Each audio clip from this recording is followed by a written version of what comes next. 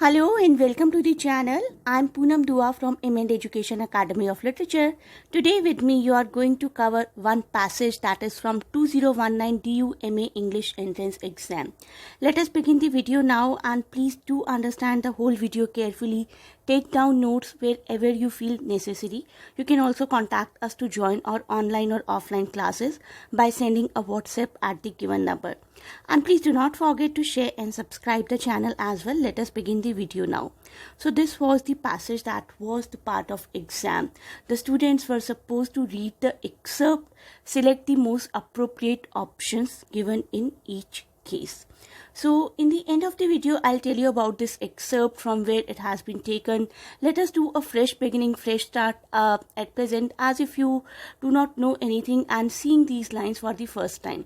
तो एक फ्रेश शुरुआत करते हैं. अगर मैं आपको पहले से ही बता दूंगी ये कहाँ से लिया गया और इसका थीम क्या है तो आप लोग क्वेश्चंस को बहुत आराम से कर पाएंगे और आपको एग्जाम्स में तो थीम पहले से जानने को मिलेगा नहीं, आपको बिल्कुल फ्रेश पर्सपेक्टिव मिल सकता है अपने एग्जाम्स में. इसी वजह से मैं आपको अभी कुछ नहीं बता रही हूँ. तो देखते हैं अब इसका फर्स्ट क्वेश्चन क्या है. In the above line, this is the first question. In the above lines, the poet expresses a man's feeling at the death of his dash. Mother, sister, beloved और child. अब इन चारों में से देखते हैं क्या ऑप्शन है. अब यहाँ पर देखिए it is pretty clear that there is some kind of mourning और lament. तो कोई ना कोई अगर आप पूरे पैसेज को पढ़ चुके होंगे तो आपको पता चलेगा कि यहाँ पर कुछ लेमेंट हो रहा है. अब देखिए थोड़ी सी हाईलाइटेड लाइंस को. सो ये वाली लाइन पढ़ रही हूँ मैं. So this is she for whom my soul once burn and where are the torments where is love alas. सो इट बिकम्स pretty clear that these lines are for some lover. So option number 3 beloved becomes the right answer. तो इसी तरीके से आपको paragraph में ढूंढना है कि आपके ऑप्शंस के सपोर्ट में या ऑप्शन के अगेंस्ट क्या क्या चीज़ें पैराग्राफ में लिखी गई हैं. तो सबसे पहली चीज़ तो है कि कुछ ना कुछ मॉर्निंग तो चली रही है, कुछ लेमेंट है और ऐसी लाइंस ढूंढने की कोशिश करिए जिससे कि पता चल जाए कि वो लेमेंट मदर के लिए है, सिस्टर के लिए है, बिलवर्ड के लिए है या चाइल्ड के लिए. तो ऐसा तो कहीं भी फील नहीं हो रहा कि कोई भी लाइन मदर, सिस्टर या चाइल्ड को एड्रेस की गई है. लेकिन कुछ लाइंस, ये दो लाइंस जो मैंने हाईलाइट की हैं, इनको पढ़कर ऐसा ज़रूर फील हो रहा है कि ये लाइंस अपने लवर के लिए और अपनी बिलवर्ड के लिए लिखी गई है, maybe for wife as well. तो आइए देखते हैं नेक्स्ट क्वेश्चन क्या है अब हमारा. And I listened like a stone unshaken. Identify the figure of speech used here. Figure of speech के मैं आपको बहुत सारे वीडियोस दे चुकी हूँ, बहुत ट्रेनिंग दे चुकी हूँ अपने वीडियोस के थ्रू, अपनी क्लासेस के थ्रू. तो I hope this one should be a piece of cake for you. तो correct answer is, I know many of you already know, it is simile. Correct answer is simile. Simile, as you know, is a figure of speech comparing two unlike things that is often introduced by like. तो यहाँ पर अब like use हुआ है इसमें. तो simile में क्या यूज़ होता है, like या as जनरली यूज़ होता है कंपेयर करने के लिए.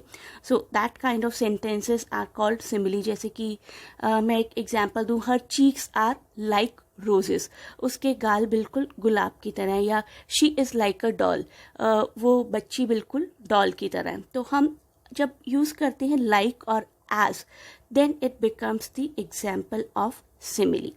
तो आइए आगे बढ़ते हैं. अगर आप चाहें तो मुझे कमेंट्स में मेंशन कर दीजिए. I will provide the link to literary devices too. Next question देखते हैं क्या है. The poet is sure that the spirit has flown above him because she had, अब सारी ऑप्शन देखते हैं एक एक करके. She had such deep love for him, she was a good spirit who had gone to heaven, and the lover is living on the earth and there is an uncrossable line between the dead and the living. Uncrossable line, ये line तो पूरी अगर आप वापस जाकर देखेंगे इस पूरे पैसेज को तो ये लाइन प्रॉपरली मेंशन की गई है, अनक्रॉसेबल लाइन. तो अब हमारे ऑप्शंस क्या बन जाते हैं, ओनली 2 and 3, 1 and 3, 1 and 2 और all of the above. So option 4, all of the above here is the right answer. The poet believes that the spirit has flown above him because she had such deep love for him and she was a good spirit who has gone to heaven.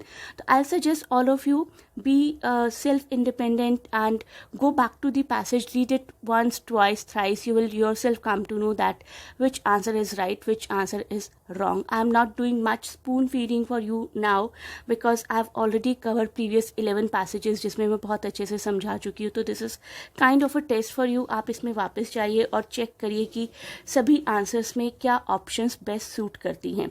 तो ये तीनों options actually में यहाँ पर बहुत suit करती हैं। आप पैसेज को पढ़ेंगे तो अपने आप ये पाएंगे। मैं एक बार दोबारा बता देती हूँ आपको कि क्या क्या है इस पैसेज में। इस पैसेज में बताया गया है कि पोएट बिलीव करता है कि एक स्पिरिट फ्लो हुई है उसके ऊपर, वो स्पिरिट जिसके पास बहुत ही डीप लव था for the poet, for the writer और for the speaker. She was a very good spirit, जो कि गुड है तो ऑब्वियसली हेवन में ही गई होगी। And the lover is living on the earth and there is an uncrossable line between the dead and the living. तो dead और लिविंग के बीच में वी ऑलरेडी नो कि एक अनक्रॉसेबल लाइन होती है। Deads can not talk to living and livings can not talk to dead. लेकिन हम अपनी इमेजिनेशंस में हमेशा उन डेड्स को याद करते हैं। तो यहाँ पर पोएट की एक तरीके से इमेजिनेशन ही है। अब आइए आगे बढ़ते हैं नेक्स्ट क्वेश्चन की तरफ और इन लाइन्स को देखते हैं। Above me her young shade but there stretches between is an uncrossable line. मैं आपको ऑलरेडी बता ही चुकी हूँ। तो अनक्रॉसेबल लाइन का मतलब आपको बताना है यहाँ पर इन चारों में से क्या है। आई नो आप लोग ऑप्शंस देखेंगे तो खुद ही जान जाएंगे। Wait for 5 seconds, pause for 5 seconds और उसके बाद सोचिए और मैच करिए मेरे आंसर के साथ। Okay, the correct answer is distance between the worlds of the living and the dead. मैंने आपको पहले ही बताया है, एक मेल लवर है जो कि लेमेंट कर रहा है अपनी वाइफ या अपनी बिलवर्ड की डेथ को, और जिसको ऐसा लगता है कि मेरी वाइफ की स्पिरिट आई है कहीं ना कहीं और मुझसे बातें करती है। बट ही रियलाइजेस कि हम दोनों के बीच में अब एक अनक्रॉसेबल लाइन आ चुकी है because she is dead and I am alive. Her spirit has flown above him silently and he says that there is an uncrossable line between the dead and the living people. Okay, now I'm going to tell you from where these lines are taken. Actually, these lines are from the poetry called No Tears by Alexander Pushkin. Alexander Pushkin की लिखी हुई ये poetry है। Alexander Pushkin was a Russian poet, playwright and novelist of the Romantic era who is considered by many to be the greatest Russian poet and the founder of, you can say, modern Russian literature as well.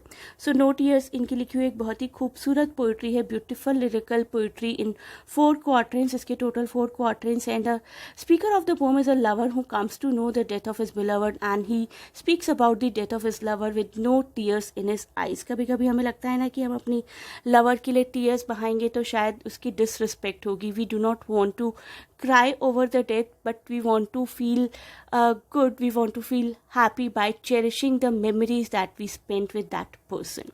तो यहाँ पर हमारा जो भी speaker है वो tears नहीं बहा रहा है, आंसू नहीं बहा रहा है। या तो आप कह सकते हैं कि बहुत ज़्यादा शॉक्ड है उसकी डेथ की खबर सुनकर, या फिर रोना नहीं चाहता है, एक्चुअली उसके साथ बिताए हुए टाइम को सोचकर खुश होना चाहता है। तो यहीं पर हमारा वीडियो ये डिस्कशन एंड होता है। I hope you like the video. Please share and subscribe the channel to continue getting the important literary information. You can WhatsApp at the given number to join our online and offline classes too. Thanks for watching and best of luck for your exams.